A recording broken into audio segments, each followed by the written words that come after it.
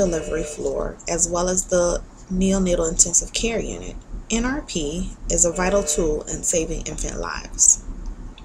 First, I'm going to go through a few risks associated with the need to use NRP, and this is given by the American Heart Association.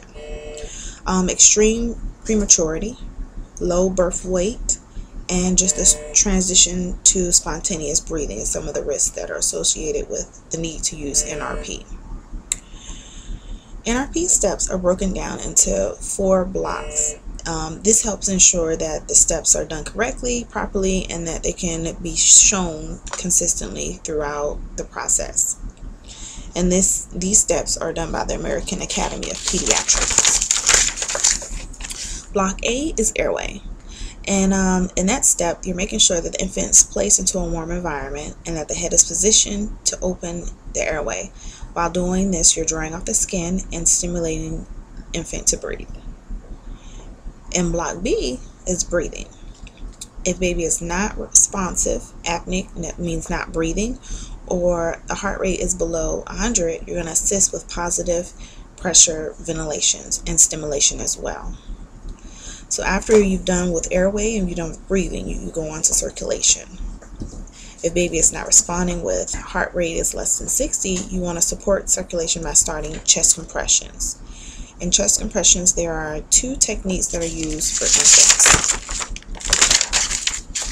We have the thumb technique, where you place the 2 thumbs and depress the sternum while your hand encircles the torso and fingers support the spine.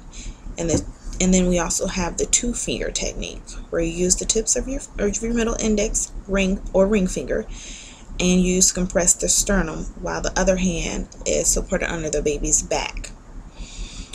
While you're doing this, you're going to do a total of 1 cycle or vent consists of 3 compressions plus 1 ventilation, and you're going to do this for a total of a minute. So that equals up to like 90 compressions and 30 breaths. The rhythm for chest compressions with ventilation is 1 and 2 and 3 and breathe, 1 and 2 and 3 and breathe. And you're going to do it for a total of 5 events or 5 cycles, and that is within 10 seconds.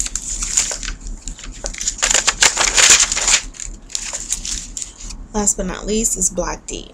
If while doing and completing all of the other blocks, the heart rate is still below 60 beats per minute and no sign of spontaneous breathing has occurred, a higher skill level is needed to provide drugs or epinephrine.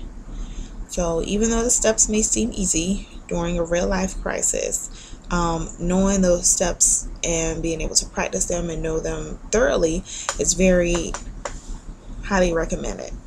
So now that you know the appropriate steps to NRP, you can feel better handling a situation that requires you to use knowledge and skills. Still need 2 minutes.